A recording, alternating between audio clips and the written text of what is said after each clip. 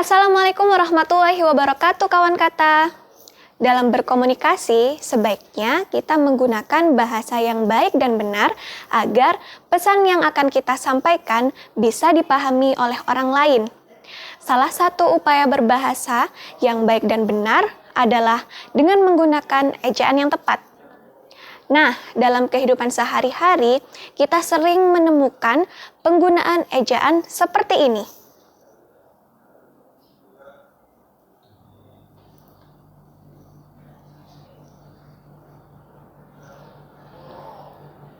Kawan kata, apakah penggunaan ejaan tersebut sudah tepat? Agar kawan kata tidak salah dalam menggunakan ejaan, yuk kita simak video ini sampai selesai.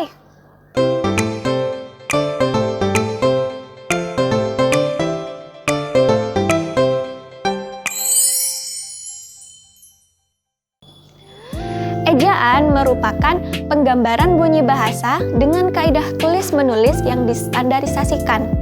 Kawan kata, ejaan memuat aturan-aturan tentang pemakaian huruf yang mencakup jenis, penggunaan, serta tata cara perangkaian dan pemisahannya, seperti penulisan kata, termasuk penulisan unsur serapan dan pemakaian tanda baca.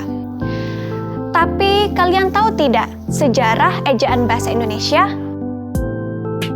Dalam perjalanannya ada beberapa ejaan yang pernah digunakan secara resmi di Indonesia, yaitu ejaan Van Ophusen 1901 sampai 1947, ejaan Sowandi 1947 sampai 1972, ejaan Pembaharuan 1957, ejaan Melindo 1959, ejaan Bahasa Indonesia Lembaga Bahasa dan Kesusastraan 1967 sampai 1972, ejaan Bahasa Indonesia yang disempurnakan 1972 sampai 2015, ejaan Bahasa Indonesia 2015 sampai sekarang.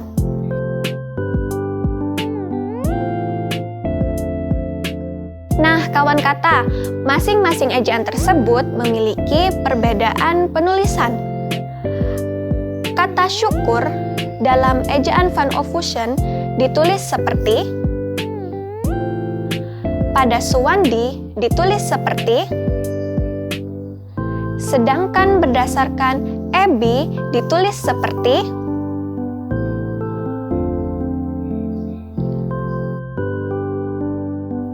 untuk contoh lainnya, coba kawan kata tuliskan di kolom komentar ya.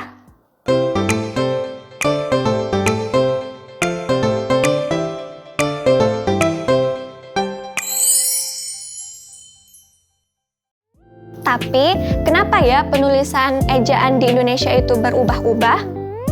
Hal tersebut bertujuan sebagai upaya penyempurnaan ejaan bahasa Indonesia. Di antaranya, menyesuaikan ejaan bahasa Indonesia dengan perkembangan bahasa Indonesia, membina ketertiban dalam penulisan dan tanda baca, memulai usaha pembakuan bahasa Indonesia secara menyeluruh, dan mendorong pengembangan bahasa Indonesia. Jadi kawan kata, sebagai wujud penyempurnaan bahasa, perlu dilakukan pembinaan dan pengembangan bahasa Indonesia agar bahasa Indonesia berkembang menjadi bahasa yang satu, baku, dan modern. Mengacu pada Undang-Undang Nomor 24 Tahun 2009 Pasal 41 yang berbunyi, pemerintah wajib mengembangkan, membina, dan melindungi bahasa dan sastra Indonesia agar tetap memenuhi kedudukan dan fungsinya dalam kehidupan bermasyarakat, berbangsa, dan bernegara sesuai dengan perkembangan zaman. Maka, dilakukanlah upaya-upaya pembinaan seperti penyuluhan, penataran, dan pendemonstrasian. Sedangkan pengembangan bahasa perlu dilakukan secara sadar, terencana, dan sistematis untuk mengembangkan atau mengarahkan bahasa sesuai fungsi dan kedudukannya. Salah satu bentuk pengembangan bahasa adalah pembakuan bahasa itu sendiri, yang mengacu pada keresmian, keilmiahan, kesastraan, keteladanan, dan keterpelajaran.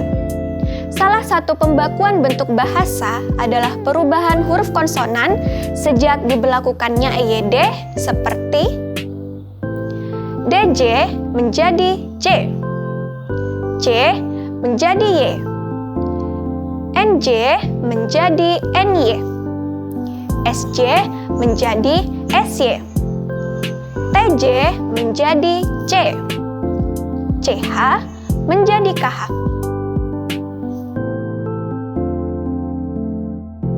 Dengan diberlakukannya EYD, terdapat juga beberapa huruf konsonan yang diresmikan, seperti huruf F,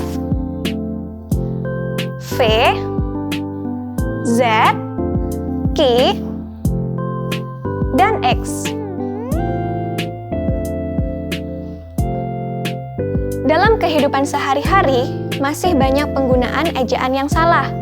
Untuk itu, kita harus memahami aspek-aspek yang perlu diperhatikan dalam ejaan. Apa saja aspek-aspek tersebut? Yuk kita bahas satu persatu.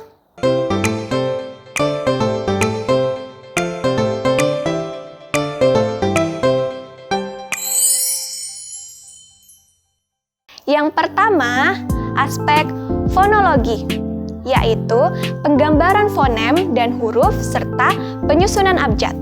Contohnya, bunyi E pada kata ekonomi, E pada kata geografi, dan E pada elang. Yang kedua, aspek morfologi, yaitu penggambaran satuan-satuan morfemis. Contohnya, ke pada kata kedua bermakna derajat atau tingkatan. Yang terakhir adalah aspek sintaksis, yaitu penanda ujaran berupa tanda baca.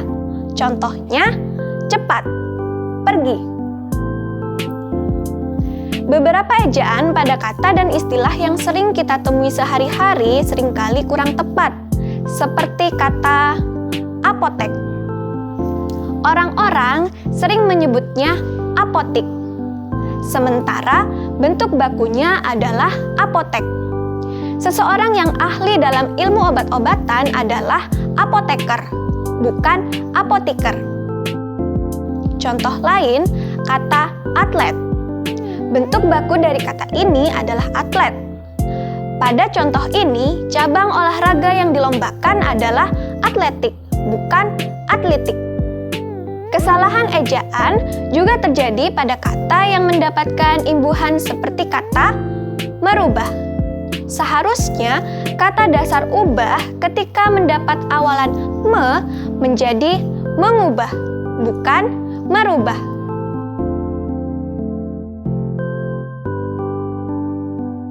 Selanjutnya, dalam bahasa Indonesia tidak terdapat akhiran ir. Yang ada adalah akhiran isasi. Sebagai contoh, penggunaan kata legalisir kurang tepat. Seharusnya kata tersebut menjadi legalisasi yang berasal dari kata dasar legal. Kesalahan ejaan juga sering terjadi pada kata dasar yang memiliki huruf awal K, P, S, T, yang juga dikenal dengan hukum KPST atau pelesapan, yang berarti hilangnya huruf awal pada kata dasar yang berhuruf K, P,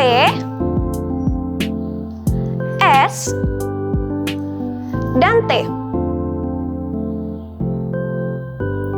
Ketika diberi imbuhan me dan pe, seperti kata dasar konsumsi, biasa disebutkan mengkonsumsi yang seharusnya mengonsumsi. Mempopulerkan yang berasal dari kata dasar populer seharusnya menjadi memopulerkan. Kata dasar siasat ketika diberi imbuhan mei, orang-orang sering menyebutnya dengan mensiasati, yang seharusnya menyiasati. Begitu juga kata dasar dengan huruf awal T pada kata teror. Orang-orang masih sering menyebutnya dengan menteror. Yang seharusnya adalah meneror. Nah, kawan kata, sekarang kita coba lihat kata dasar produksi. Kegiatan pengolahan yang menghasilkan sesuatu disebut dengan memproduksi. Pada kata ini, kenapa ya huruf P tidak hilang? Ada yang tahu?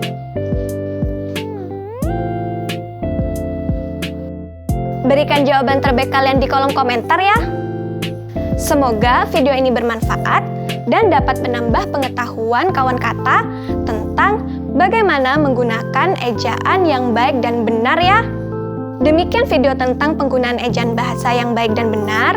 Dukung terus channel ini dengan subscribe, like, dan share agar kami dapat terus berbagi video-video bermanfaat lainnya. Sampai jumpa di episode selanjutnya. Wassalamualaikum warahmatullahi wabarakatuh.